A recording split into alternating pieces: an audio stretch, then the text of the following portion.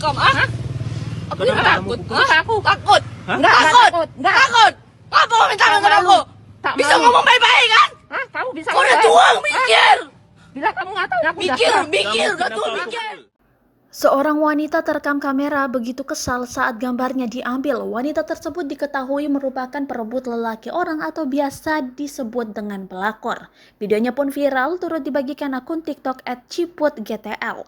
Dilihat tribuntimur.com Rabu 22 Desember 2021, wanita yang diduga pelakor itu berada di dalam mobil. Ia dilabrak oleh istri sah dari Akas Elahi yang merupakan artis TikTok dari Pakistan namun tinggal di Indonesia.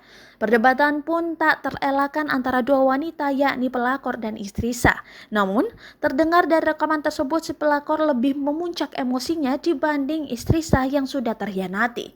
Si pelakor juga membentak dan marah-marah pada istri sah. Kini, Alkas Elahi sedang tahap perceraian dengan sang istri.